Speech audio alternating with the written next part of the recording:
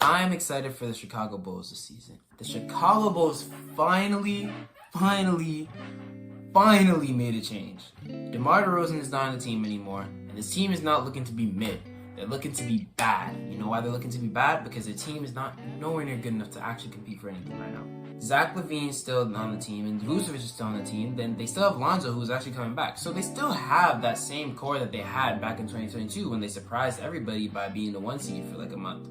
But, or not a month, maybe it was like 2 weeks. Still, regardless, I don't think this team really has what it takes to do anything in the East, especially with the team like the Celtics, the Sixers, the Knicks, the Bucks.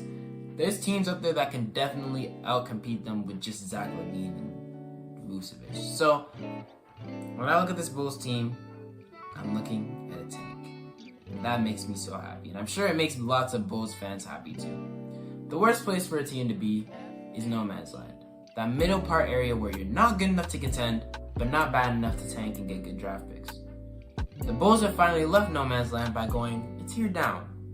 And they don't have to stay here for long. They have guys, Josh Giddey, Coby White, Patrick Williams, guys who in the future, Modest Brazos, who in the future, in a few years, maybe could turn into something. But as for now, they're going to tank. Now, when it comes to Zach LaVine and Vucevic, I think these two are definitely trade pieces. And you might want to play Zach LaVine and Vucevic a little bit just to get their stock up, see them playing good, and be like, you know what? We could use this on a team like the Magic. We could use this on a team like the Magic. No. You get what I'm saying though, because Zach LaVine is still, regardless of the injuries, he's still a really good piece, a really good scorer, especially as a supporting piece.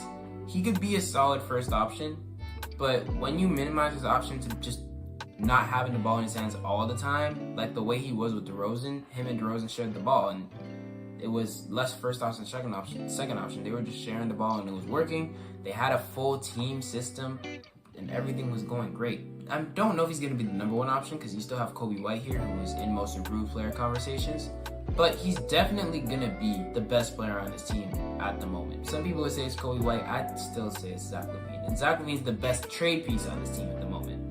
Well, maybe not, but still, he's the best trade piece that the Bulls would want to give up. When it comes to what you get back, I don't know, but they should find something. Find some way that they can make a trade to get Zach LaVine out of Chicago and get him on a winning team. Because Zach LaVine has lost all his life. He made the playoffs of the Chicago Bulls one time. Apparently there was a whole thing where he was the oldest player to never make the playoffs. He made the playoffs one time with that Bulls team, and then hasn't made it since. So it's still not looking good. So still, you want Zach LaVine to go to a place where he actually has a chance to help a team win, because he could definitely be a guy who could help a lot of teams. Lots of teams need scoring. Zach LaVine provides that scoring. Is another option. Like the Magic. I'm saying the Magic a lot here. You can see what I'm pushing. Even the Heat, honestly. But I don't know about the Heat because they have Tyler Hero, so never mind. But definitely, you could think of some teams that could use a guy like Zach LaVine. Even, dare I say the Timberwolves come back? No, I'm just joking. I'm half joking. Regardless, I'm not here to talk about the pieces that need to be traded, because we already know Vucevic and Zach LaVine are basically out the door, or at least they should be. And we have Lonzo here as well, who, depending on how he plays, we'll see what happens. This team could be fun with Lonzo, but is he going to stay on the team is the real question. Giddey and his Warriors. No, let me stop. Giddey and his Bulls? No. Josh Giddey, of course there's the allegations, but regardless of all that, he still is a player who has a solid amount of potential. He's a good playmaker. He was putting up triple-double type numbers, and he's a guy who could come in and on this Bulls team with other scoring options around him, he could thrive. You never know. There's Coby White here, who already was a scorer, although I've heard that he has wanted the ball in his hands, or at least just been better with the ball in his hands most of the time. Still a good scorer you could have alongside Josh Giddey, who could help that little two-man game with them going on, the two guards starting it off. You got Matas, who's a rookie who I didn't really like for right now, but the good thing about the Bulls getting him is that I liked his potential. And potential is the thing that the Bulls need. Bulls aren't looking to win right now, they're looking to win in the future. And to win in the future, they want guys who are going to grow, are going to develop, and they get that through the draft. And in this past draft, they got Matas.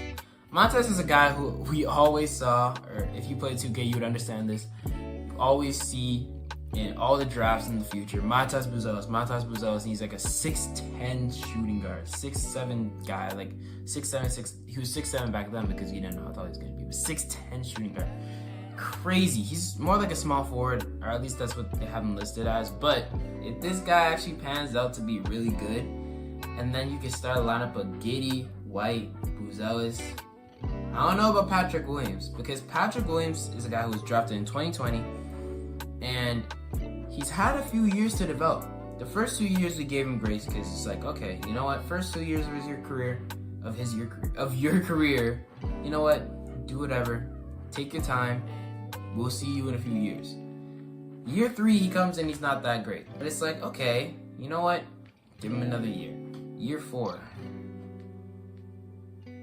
So it's not looking very good for Patrick Williams at the moment. I do know that he was out due to injury for some time. I think that was year 3. He was out due to injury for a lot of the time. And of course, you know that on defense, he's still solid. But it's just overall, I don't know how much I'm believing in him if I'm a Bulls fan to be a part of this future young core. I don't know if he's part of that core that we're keeping for the next few years to develop. Overall, though, I still really like this team. Like, I really like the decisions that they made. I don't like them to win games, but I like the decisions that they made to change up the team. They are still really guard heavy as Lonzo, Dosunmu, Giddey, White, Jalen Terry, Javon.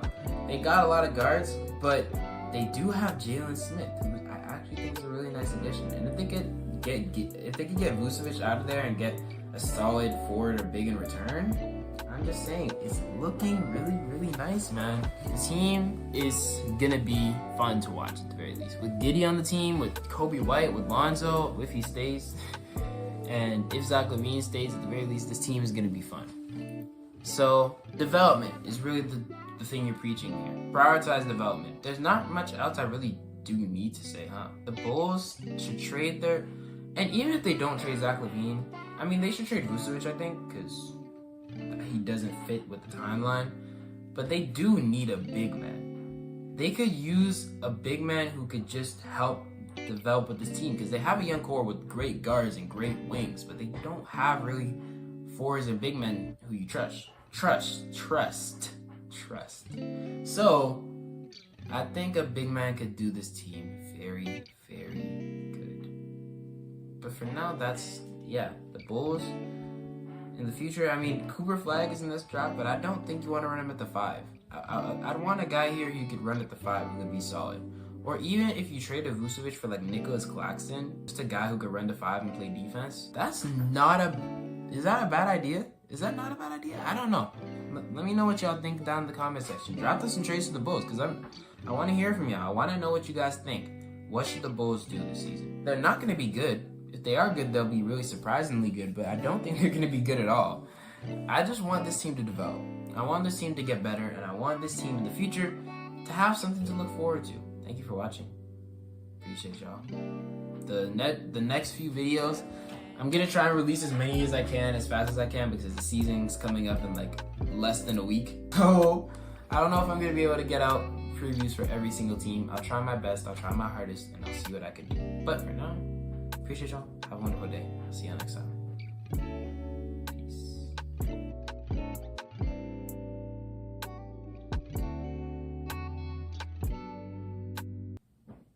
Oh, yeah. Subscribe. If you didn't see that link there, like.